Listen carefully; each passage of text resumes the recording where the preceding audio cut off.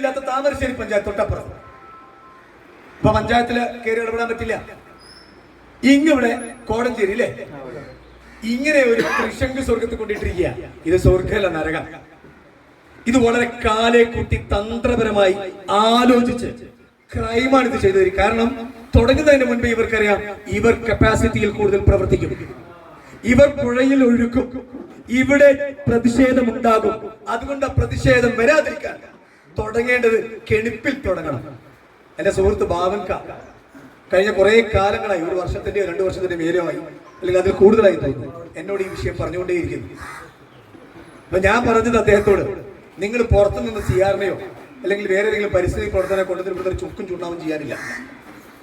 സിആറിനാകെ പറയാൻ കഴിയുക, ഈ മൈക്കെടുത്ത് ഇന്ന് നിങ്ങൾ ചെയ്യേണ്ട ചില വഴികൾ, മുന്നോട്ടുള്ള വഴികൾ, നിങ്ങളുടെ വഴികാട്ടലുകൾ, അതിൽ കവിഞ്ഞ് നിങ്ങൾ കൊഞ്ചം കഴിച്ചാലേ നിങ്ങൾക്ക് ചോയ്ക്കുള്ളൂ.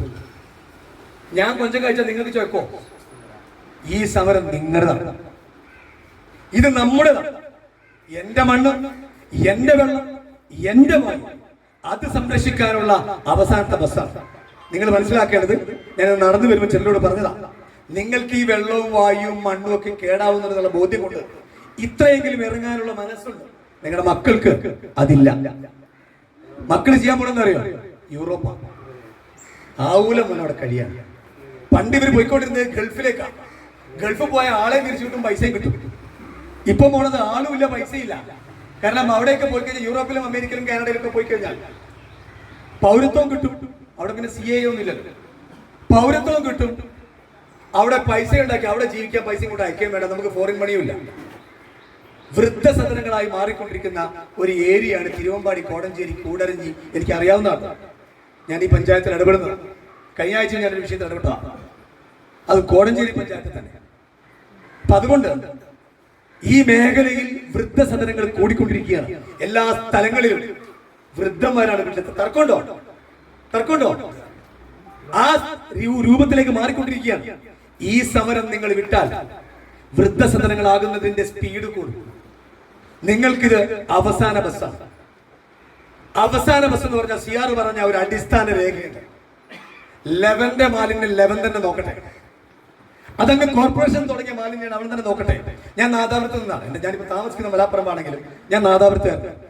എന്റെ നാട്ടിൽ ഒരു മാലിന്യ പ്ലാന്റ് പൂട്ടിക്കേണ്ടി വന്നതിന്റെ മുന്നിൽ നിൽക്കുന്ന പറ്റിയ ഒരാളാണ് ഞാൻ. വലിയ വിഷമമുണ്ടിരിക്കുന്നത്.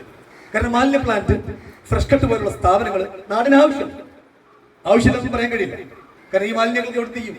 പക്ഷെ ഇതിന്റെയൊക്കെ പ്രശ്നം നേരത്തെ സാറ് പറഞ്ഞതല്ല. സാറ് പറഞ്ഞല്ലോ, ടെക്നോളജി അല്ല പ്രശ്നം, അതിന്റെ നടത്തിപ്പുകാരാണ്.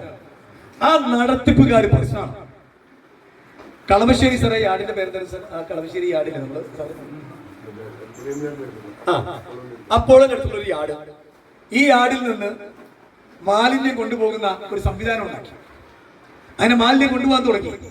ഒരു സ്കാനർ വെച്ചിട്ടുണ്ട്. ഈ ലോറി പോകുമ്പോൾ ലോറിയുടെ കൗണ്ട് എടുക്കാൻ, ഒരു ലോറിക്ക് ഇത്ര പൈസ. ഇനി അടുത്ത ദിവസം ലോറിക്കൊക്കെ കൗണ്ട് എടുക്കും, പക്ഷെ ലോറിയിൽ മാലിന്യം ഉണ്ടാവില്ല. കാരണം ലോറി പോകുന്നതിനനുസരിച്ചാണല്ലോ പൈസ.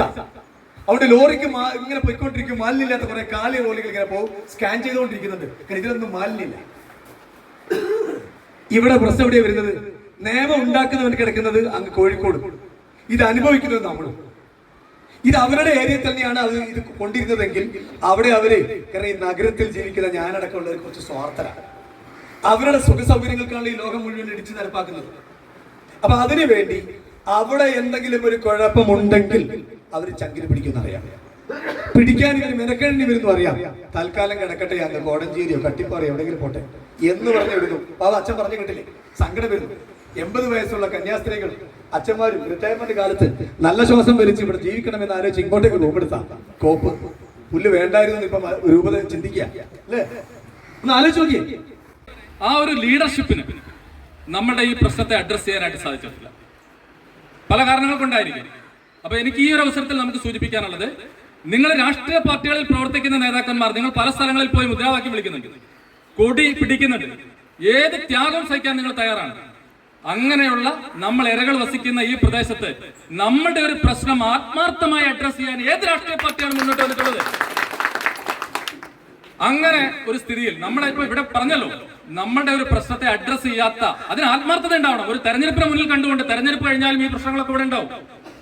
അപ്പൊ ആ വിഷയത്തിൽ ഒരു ആത്മാർത്ഥത ഉണ്ടാവും. അതേപോലെ തന്നെയാണ് മതസ്ഥാപനങ്ങളും.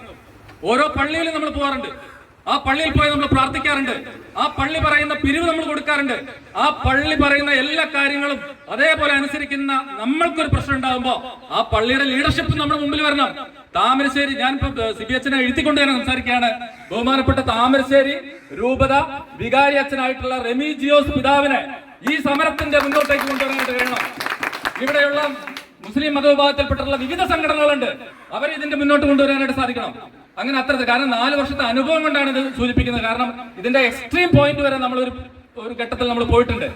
അവിടെ നമ്മൾ പരാജയപ്പെട്ടു പോയി. പക്ഷെ ഇവിടെ വീണ്ടും ഒരു എനർജി ക്രിയേറ്റ് ചെയ്യപ്പെടാണ് പല സമരങ്ങളും.